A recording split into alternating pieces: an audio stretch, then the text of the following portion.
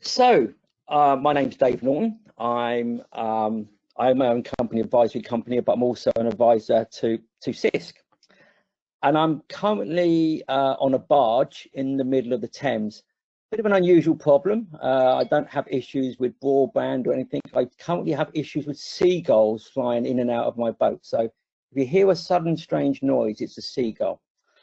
So the role of standards in risk mitigation with suppliers. If you looked at software quality, if you talk to people in terms of, static analysis, dynamic analysis, never in a million years would somebody say that is going to get a CEO fired. Today, that's not true. These are 3 of 7 case studies that I have to hand, where poor software quality with its root in code and structural quality ultimately ended in either somebody resigning or almost resigning. So it is now on the radar of the board. People are starting to ask more questions about software quality, which is long overdue. So finally, we're getting the ear of the right people, not just IT, but the business people. And the other issue we have is complexity, that the systems are just becoming more and more complex. We have more moving parts. We know we're dealing with APIs, we've got microservices, we've got this stuff in the cloud, and we've got a lot on-prem. So many people believe that, the new technologies would simplify the situation. They haven't. The evidence is pretty clear. Those new technologies in most cases have made it more complex. They've actually given us more places for bad code to hang out. And there's always the push for more. We always want more features. So, I'm an Agile guy, do a lot of Agile coaching, and the #1 reason people will say they're adopting Agile is because of delivering features faster. They might turn around and say, oh yeah, it's all about the customer. That's not true. In the most cases, it's about trying to get more features out and get a bigger bang for the buck. The team might think it's about the customer, but trust me, the CFO is thinking about the revenue. The other issue, and which has already been mentioned, our old favorite, technical debt. And we are getting better, but it's fair to say that most organizations have large amounts of technical debt. When I was at Gartner, we tried to estimate this, and it was difficult, but we estimated something like $2 trillion worth of technical debt globally. And it could be far higher than that. And that technical debt is in all sorts of forms: code complexity, structural issues, library complexity, poor maintainability. All of those things are there. And do not believe the new approaches like Agile and DevOps will save you, because you can have DevOps and still generate technical debt. In fact, DevOps can be a technical debt generating machine if you're not careful. And actually, I've got a simulation later on where I actually prove that. So this is a simulation. This is free. You can go online and you can use this, and it's calibrated for about 120 days. And I know you probably won't have time to write down that URL, so I can always send it to people who are very interested. But here's the results. Small team, 5 people. They're refactoring about 10%, which is actually about an average, but that's not bad. Their injection rate is 10 to 25%. Now, people might go, that's high. Well, actually, it's about par for the course. It's about average for a lot of teams. A really good team, I mean a team where people each have 8 to 10,000 hours worth of experience, will inject as little as 3 to 5%. They are very, very good at understanding the code, structure, and architecture, technical architecture. But those sorts of teams are very, very rare. Probably less than 10% of us get access to those sorts of teams. So most teams are in this 10 to 25% range. And you can see that depending on the daily rate, That's anywhere from $15,000 to $66,000 to refactor 63 days. Now, you may not choose to refactor all of it. If you get up to 20 people, you're up to 60,000 to over $250,000. That is just the cost of refactoring. It is not the cost in terms of risk. You do not know in that 63 or 252 days worth of refactoring whether you've got minor issues or you've got a serious vulnerability that's going to cause you potentially millions in fines or lost business. So this is just the base level costs without the actual risk to the business itself. Now, one of the things I hear a lot is, well, if we're using APIs, if we're using microservices, then it should be easier to maintain these systems. We have greater flexibility, and that will help us control technical debt. That is all based on the assumption that we are doing a better job of delivering those small components, those microservices, without technical debt. The evidence is we're doing about the same. And there's another factor here as well. We're using an event-driven federated approach of services. You get into this something called punctuated growth theory. It's the idea that 90% of the complexity is in 10% of the nodes in a system, or in this case, 10% of the APIs and microservices. Good example of that was about 4 years ago, going to see an organization that was very good at Agile and DevOps. And I've been dealing with them for 3 or 4 years, no problems at all. In less than 3 months, their main platform was almost out of control. And the reason why was it added about another 20, 30 microservices to improve some integration. And in doing so, they unlocked a whole lot of technical debt in a legacy system they weren't aware of. And also some of that API governance started to cause problems. So you have to be careful. Don't get into a false sense of complacency that because you're using APIs and microservices, this won't be an issue. It can be an issue, and sometimes even more so than the old systems. It's no good us rushing to the end, to the APIs, to the IoTs, to the actual systems, and saying we've got to fix it there. We've got to fix this at source. We've got to make sure that when that code is being cut right at the very beginning, it is being cut correctly, because the figures are horrendous. For every euro, dollar spent at code cutting, if you've got to fix that at the business unit level, you can be anywhere between 70 and 120 euros or dollars. It's a massive range, but you can see the multiplier is huge.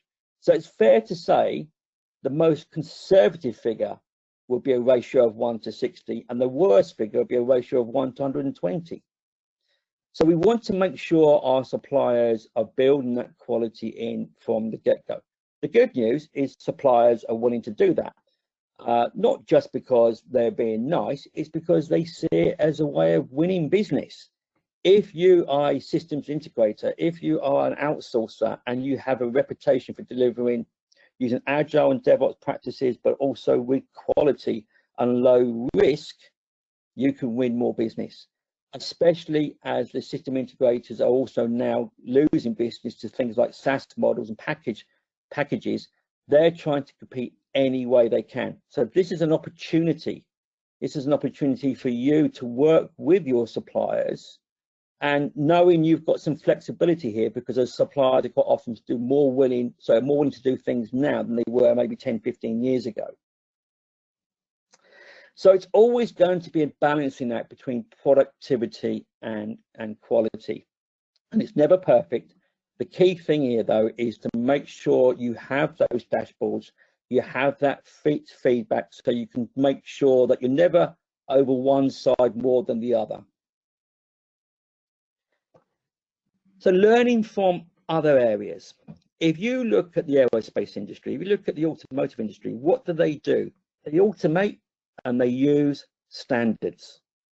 And I think that's one of the areas that we have in software for many, many years been behind. We're doing more on the automation, but in terms of the standards, we are still lagging there.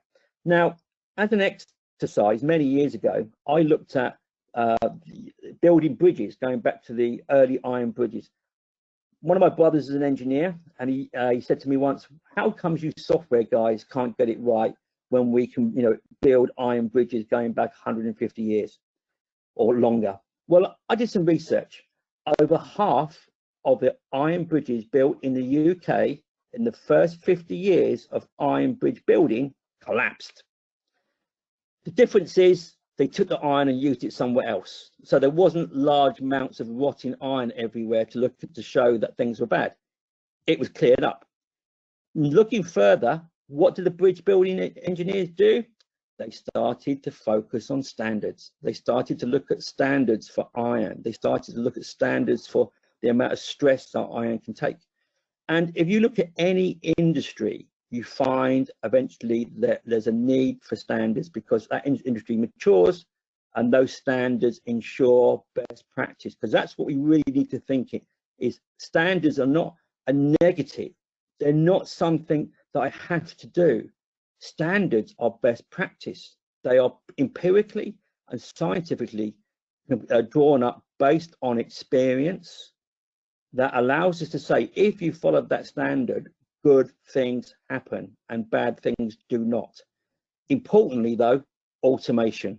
We live in software industry where we know if it's not automated, quite often it's not done. So at CISQ, we have this set of standards. They are free. You can come along and you can download those standards and you can start to use them. You can use them with your suppliers right away. And there's actually other guidelines we will talk about at the end that can help you use these. So it's for free. Go to our site, have a look at them, and start to think about using them internally with your own IT guys, but certainly with your suppliers. The other thing is make your auditors aware.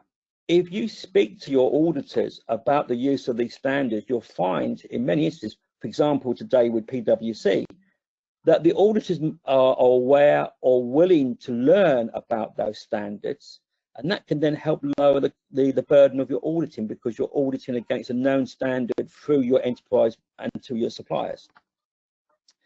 So the first thing is make sure you're asking in your RFPs that when you're going out to tender for people to be using these standards in the first place.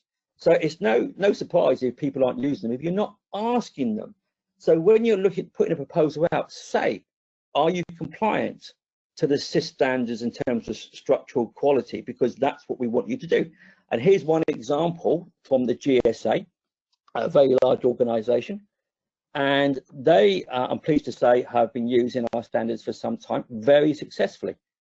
And again, what we're finding is more suppliers are aware of them now, and more suppliers expect to be asked about the use of these standards. So you've got your supplier, they've agreed to be using those standards. What next? We want to make sure that we're looking at not just software quality, but I'm also going to put into the mix here productivity and size. Why? Why have I done this? Well, first of all, we have standards around the measurement of automatic function points and enhancement function points. It's also an ISO standard as well. So we've got an ISO standard 19515 for the measurement of automatic function points. But if you have an automatic way of measuring size, you have a datum. You have a consistent datum across the industry where you can start to ask questions like, what is the defect density per function point? What is the number of CWE vulnerabilities per function point? It gives you something to use to compare across your organization, across suppliers, and benchmark. So here's an example, and actually this is based on my real life experience where I was working with, when I was back at DHL and working with a number of organizations where we contracted for 18 function points per staff month. I also contracted, not shown in here, for 0.03 defects per function point. If any of those metrics are broke, there was a penalty clause. In fact, what I used to say to them is, if I got more than, say, 0.1 defects per function point for 3 months consistently, the penalty clause would be enacted. If they fixed the problem, we went back to square one. So I was not in the game of trying to get the penalty. I was in the game to get them to improve. Kind of mixing my metaphors there, because it was football, we'll be trying to get the penalty. But in this scenario, what I was trying to do was get them as a supplier to improve their processes. And by having a common data and set metrics, that's exactly what we did. We saved actually about $120 million in the first year, and we took our overall systems quality from, I would say, to a very immature state to a state that within 18 months we got to level 4 CMMI. So now you've got your statement of work, you've now agreed some basic measures to size that work as a common datum, and we can now push into the teams. You're now actually the team level with your supplier. There are tools you can use to automate our standards. So this is not a burden for the developer. This should be seen as part of the continuous integration, continuous delivery, part of the tool chain that I'm running every day. And if you think about it, anybody, any trade needs feedback. If you're a plasterer, you look back at that wall and say, is that good plastering? Everybody does that in their daily lives. This is an opportunity as a developer to get that feedback, to say, am I sloppy in terms of introducing weaknesses? Am I improving? Are we improving as a team in terms of overall software quality and maturity? Again, we can then compare that, so we can couple that with size as well. So in retrospectives, I like to see my teams look at the amount of functionality they've delivered and compare that to the number of weaknesses we might have potentially found, the amount of technical debt they've injected. Again, because we've got that common data, it makes it much easier to have those conversations in retrospectives. Now, one of the things that you'll hear people say is function points that, they're not agile. Well, whether that's true or not, we don't care. Because if you've got automatic function point counting behind the scenes, and you've also automatically capturing information in terms of code, architectural quality and structural quality behind the scenes, I don't care if my team is using story points. Give example, I worked with a client some years ago where their teams were using endangered species. So one team was using tiger points and another team was using, I think it was leopard points or penguin points, or whatever it might be. Beneath the surface, though, automatically and consistently, the size of the software and the software quality was all being captured automatically and consistently. So the teams felt very independent, but the teams could also still use common data in retrospectives. And from a release train lead looking after several teams, I could compare the quality of those teams. And I was very careful to make sure I was at the team level, not the individual level. And also, we were comparing for the benefit of the whole product. It was not an exercise of blame. The information was used with communities of practice, so the communities can practice, could focus on areas that we had to improve. For example, there were blind spots around certain architectural weaknesses in terms of performance. So the DevOps community of practice and actually the architecture community of practice looked at those weaknesses that were performance related. We then moved on to those weaknesses that were related to maintainability to help lower the total cost of ownership.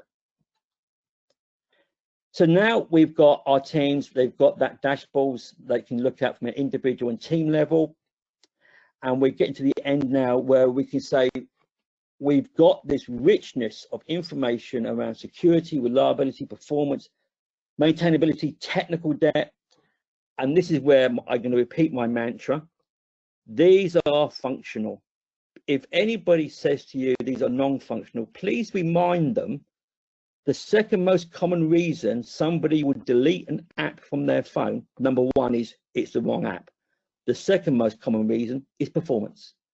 So if I've spent thousands developing a financial app that I want to push out to my customers, and because of performance issues, they are deleting it or not using it, I think that's pretty functional. So hopefully you can join me on this crusade of removing this horrible phrase, non-functional requirements, because what it does is tap into a human bias. The moment people say, oh, it's only non-functional requirements, what their inner dialogue is not as important. And the reality is, it is as important now. Maintainability.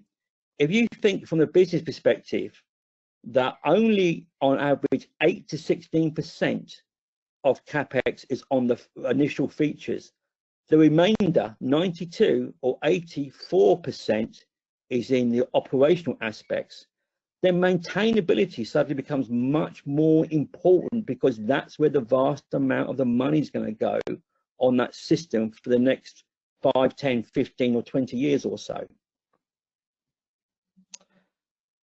So finally, that's the journey we want to go through. What do we do to start it? Well, first of all, automate. Think about how you can introduce these standards and the related tools into your tool chain. There's greater focus on products now, which is, I think personally is a good thing. So we want to have a product focus. Basically, it means we are factoring the total cost of ownership of that product, and we're showing the product owners and the business by using structural quality tools, code analysis, we are lowering the total cost of that product. I've mentioned before about the APIs and microservices, so be careful there that you don't fall into that trap of thinking they don't suffer from the same issues they do. And it has to be integrated into your DevOps or DevSecOps toolchain. Behavior. Now, there's a bit of an odd thing here.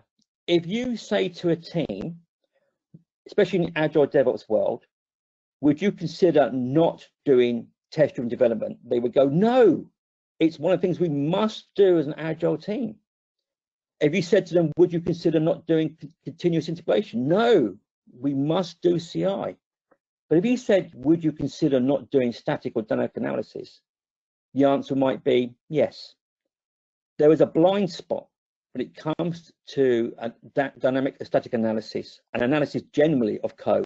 I personally believe that is lies in that things like non-functional requirements, and people believe in that those are not as serious an issue as we do with feature testing and functional testing. The other reason, and this is actually in a report we've been working on, is sometimes people are reluctant to change their behavior in terms of really embracing these standards and structural and code analysis, because they've done it in the past and it hasn't been valued. So one of the things that we're finding is in some organizations, the product owners, product managers and project managers are not allowing the team to action what they are learning from feedback from the code. So in that situation, if you have gone to the effort to analyze that code and identify technical debt and potentially maintainability weaknesses, if the person you then go to prioritize a backlog turns around and says, that's great, but that's not my problem, I'm only here to knock this thing out and give it over to operations, then you become disillusioned. So quite often, the problem is not with the developers or your third-party teams, it's actually with the business owners and those people not valuing what that information really tells them and allowing the teams to action it. So have a standards champion. Have somebody, I mean, you don't have to be a standards geek. Let's face it, if you go to a party, if anybody turns around and says, I'm in a standards organization, you very quickly walk away. I know that because I've had that done to myself personally.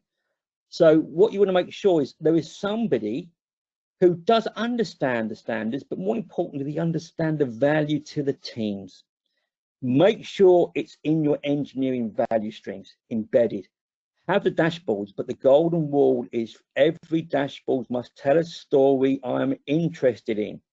If you find yourself looking at a metrics and wondering, does anybody ever use that? Well, the answer might well be no. If it's not being used, get rid of it. And again, integrate into the tool chains. CI/CD, we should have CI/CD and code quality all in the same tool chain. You need governance, you need culture to be moved forward on this. Yes, you need people from the top to say this is what we're going to do.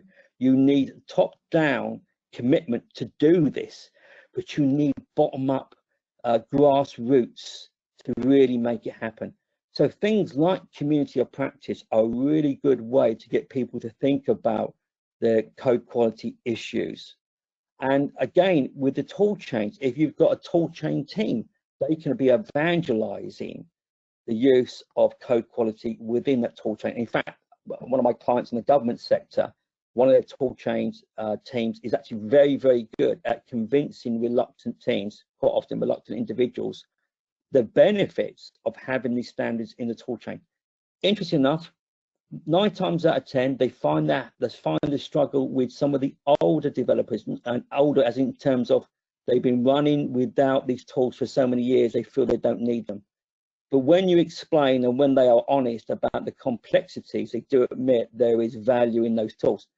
One real example was an individual was actually head of quality, I've been a developer for over 20 years, and the comment he said to me was, I don't need these tools, I don't need these standards, I'm a good coder. And I said, okay, currently there are over 1,004 weaknesses. I would give you £100 if you can recite 100 of them.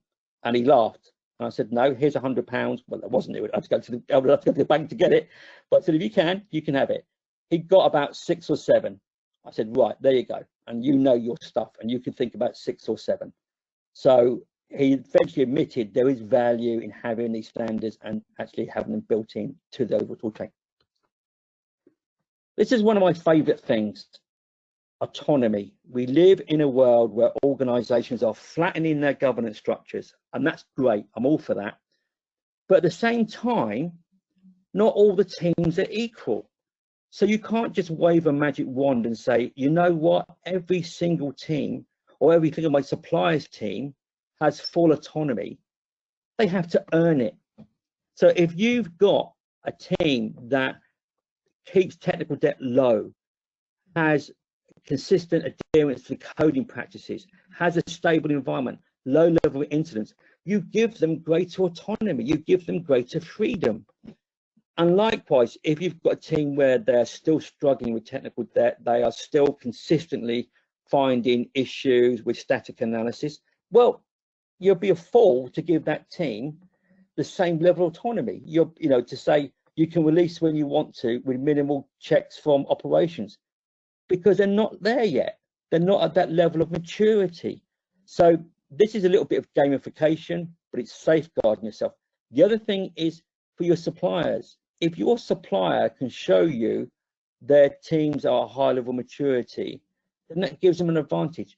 One organization, when I was working at Gartner, what they used to do was use a metaphor for aircraft. You started with balloon, so you started with kite, then I think it was hot air balloon, then you got up to biplane, helicopter and jet. Nobody wanted to be a hot air balloon or kite. People wanted to be a jet or at least a helicopter. And that actually helped move everybody along. There was, some friendly competition, but there was also the seriousness of it, that they wanted to use those standards and use those tools. They were given greater freedom. There's a lot going on this slide, but this is what I want to say. The most important thing here, and I've touched on this earlier, when I chat to people from the compliance side, they would quite often say they struggle with the developers to understand this. In the research we've done and the report we're about to release, you will actually find something that we find fascinating. Quite often it's not developers, it's the product owners, product managers and project managers who do not value what's been found by the team. Not always, but quite often.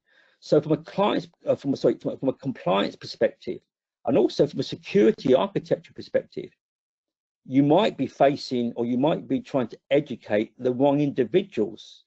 If you don't educate the product owners, they won't prioritize. They won't give the time for the team to clear a technical debt and actually action what they're learning in terms of code quality. The other thing here is your environment. Get your environment certified and locked down. So one of my government clients, their environment is a lockdown environment. They've actually got a DevOps toolchain team that if you do need changes, they can do them typically in about 4 to 6 hours. So there's no excuse. They can change it very quickly if they need to. And in fact, the DevOps toolchain team working with probably about 30 odd DevOps teams in this government client, they've got a very good working relationship. I've spoken to those teams and the teams say it's very, very rare they've had an issue with the environment or a delay that's caused major problems. It did feel strange, first of all, because they didn't like the idea of the environment being locked down. But given they're in a secure environment, they understand it. And actually, it works very, very well now. So I think we're going to move into a world with DevSecOps certified environments. But again, for that to work, you need to have strong relationship between the tool change team, security, and the actual delivery teams as well. Metrics, measure this stuff. Make sure you look at our standards, and our standards have metrics you can take from the standards and use with your suppliers. So your supplier should be showing you this information to help reduce the total cost of ownership. Remember what I was saying before, it's not the initial system that can really hurt you, it's what happens after that where you can suddenly find you're spending over 80% of your money keeping that system going. So you want to make sure it has performance and maintainability. You want to make sure it's secure and reliable. And if you don't set clear metrics and target within your contracts from day one, well, is it any surprise we don't reach those metrics?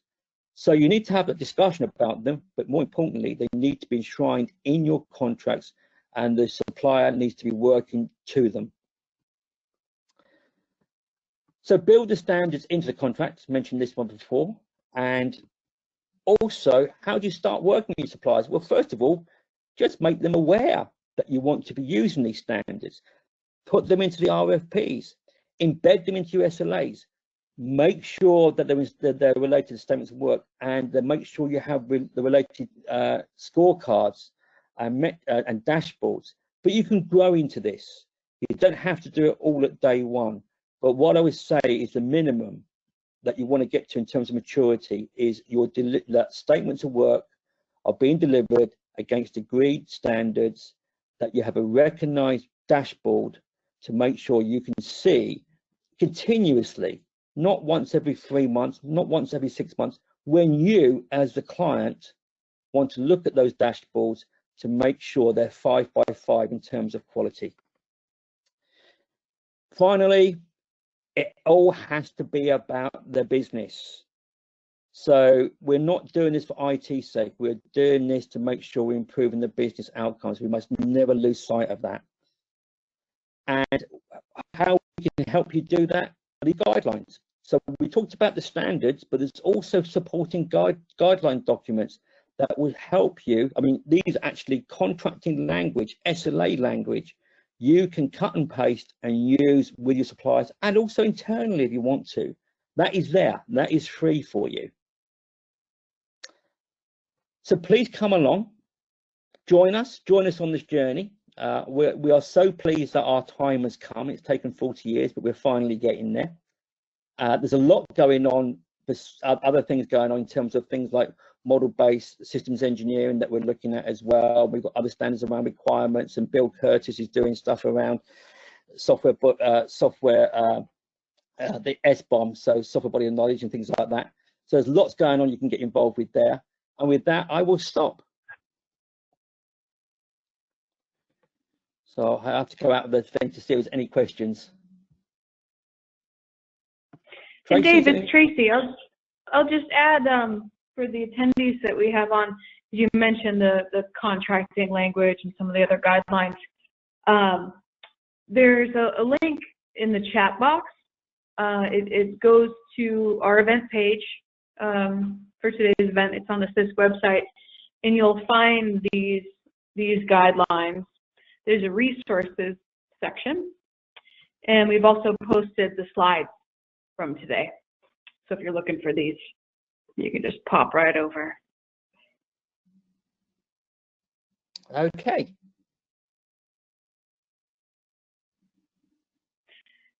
So is there any questions, Tracy?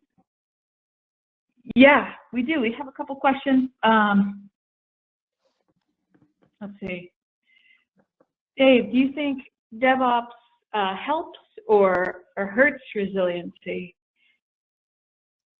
So DevOps done correctly certainly helps. I mean, if you've got that DevOps mindset, so if you look at things like, you know, version every artifact, making sure you're measuring things like mean time to recover, mean time to repair, which is a big different paradigm in itself between the old classic mean time between failures. So I think DevOps, you know, absolutely helps. What concerns me is this blind spot we have in DevOps and coding generally around some of the structural measures. We've always had that blind spot, and it's still sadly in DevOps. And Dave, I'll mention Frederic had to drop off, but we have Kevin and Tice on, and I wonder if they'd like to weigh in on that question.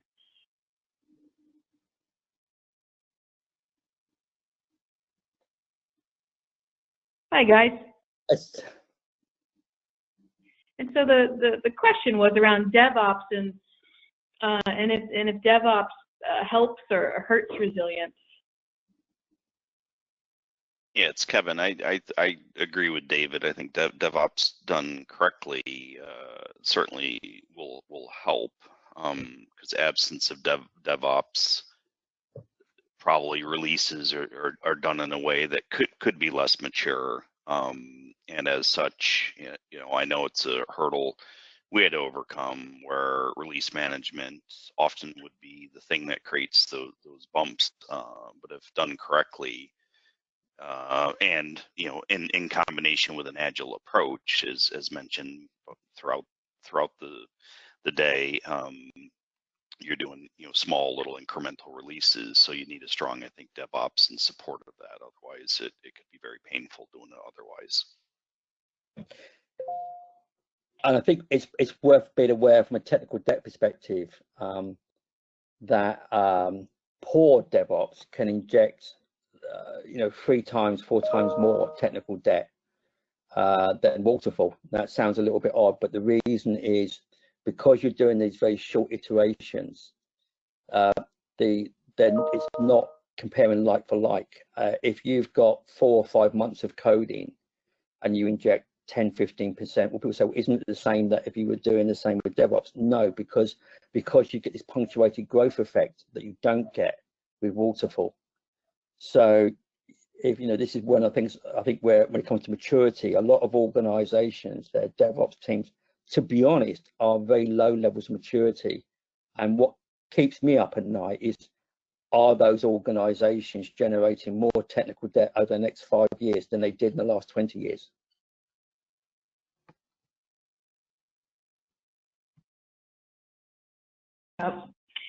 And we've got a couple more questions. I know we're over the top of the hour. We do have a lot of people still on, so I guess we'll take these couple questions, and if you need to drop, that's fine. We're recording. We've heard many times that IT is more afraid of the compliance auditors than actual quote-unquote swans occurring. Can you comment on that? Well, if you look at it from a supplier perspective, they are, because that's more tangible. If I'm an outsourcer and you've got, you know, say 200, 300 of my staff, I have a contract agreement with you. I'm dealing with your internal IT, your operations. I'm also dealing with your compliance and the quality. And if your internal compliance says the code I've delivered to you is not up to muster, then I've got problems. So many suppliers, it is, you know, the auditors that they fear. And I think there's 2 sectors where that's very true: finance and healthcare. I mean, healthcare even more. If you talk to an outsourcer who's developing a healthcare system, about the FDA, you can see the blood drain away from them. They are terrified of them. So I think it shouldn't be that way, but sadly it is.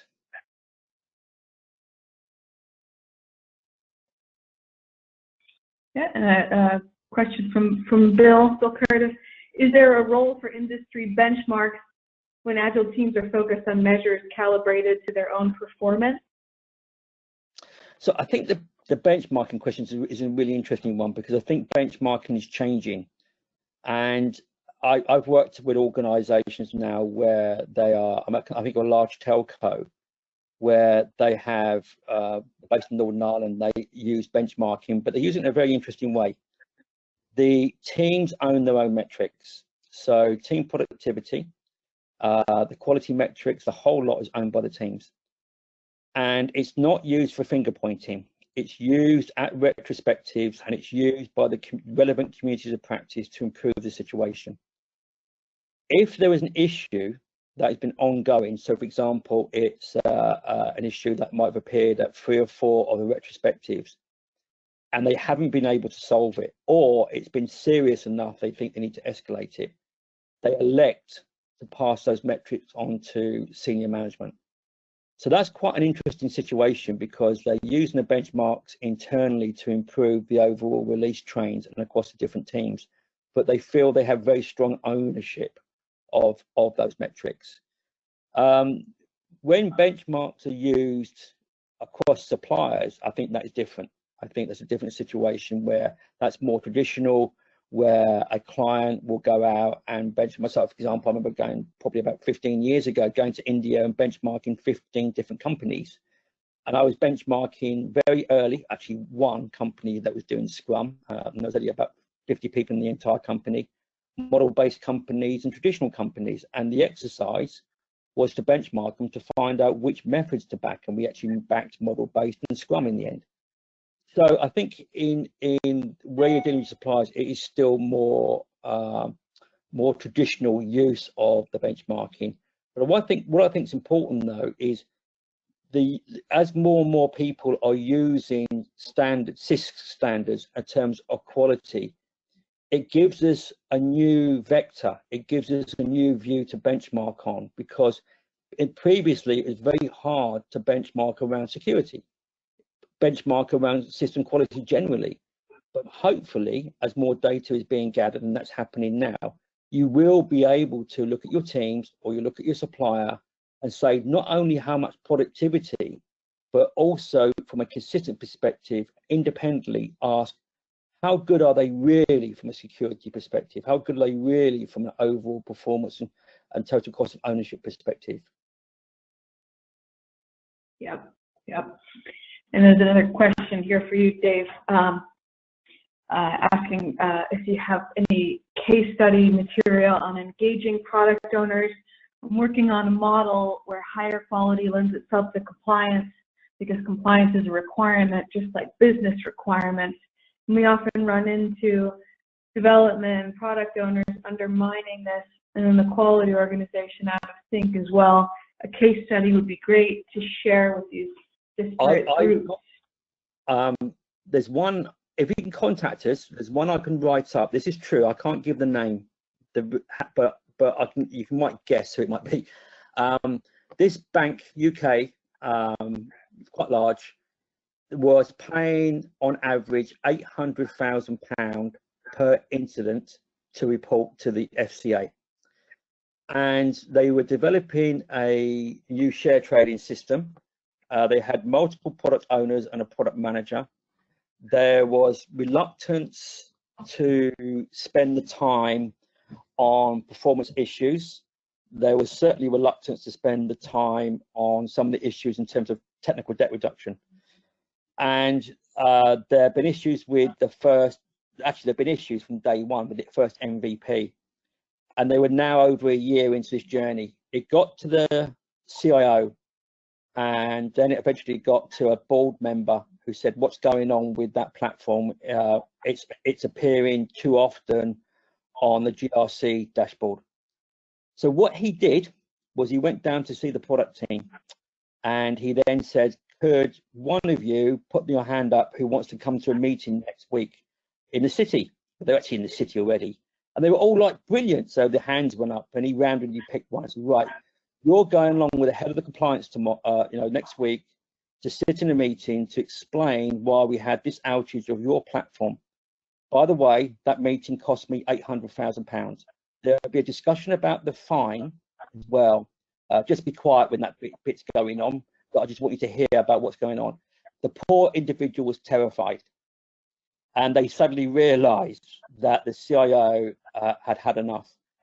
From there on, the team was given more power to directly put technical debt and quality related features on the board, and they're guaranteed 30%, which was a high, 30% related to technical debt, maintenance, performance that they would pick every sprint. Wow. So yes, but that was the CIO playing hardball because he was now getting pressure from GRC. Okay. And our last question, and then we can wrap up. This is probably a nice way to wrap up. Really like the analogy to bridge building. Do you think it will take a long time for software to follow suit? Oh, well, my son asked me this actually. He's 14 and he's a little bit of a home hacker, and we were talking about this. I'm optimistic, but I think not because people's behaviours changing. The reason why I'm optimistic is because of automation. I think that the greater use of AI, the greater use of integrated CI/CD tool chains will mean that this issue of should I do this, should I use that standard, should I really, spend time refactoring that code because it's come up in high complexity. I think increasingly those questions will be handed over to the tools, and once we get to that stage, then things will improve. To be blunt, if we didn't have the level of automation or increasing levels of automation, I would not be optimistic. To put it in context, it took the bridge industry over 200 years to put that in context. So hopefully it won't be that long, because I'm more optimistic about the levels of automation. But I think the biggest changes, I think the biggest inflection point, I think will come in the next 5 years when we will see a new breed of CI/CD tools. Yeah. Okay. Yeah. Excellent. Okay. So I will put my other hat back on. Thanks everybody for the diehards who stayed to the end. I'm really pleased this went well. I need to call out Tracy for all her excellent effort in putting this together, especially in the current situation. I'd like to thank our speakers. So they've been fantastic. We've got some great feedback already that people have been emailing us saying this was really cool. So thank you, Kevin. Thank you, Piers, Marcus, and Frederic for all speaking. And thanks to everybody for joining. The slides are available. Please come to our website. And if there's anything else we can do, please let us know. With that, please all be safe and enjoy the rest of your afternoon or morning, wherever you are. Thanks, Dave. You too. Bye. Take care all.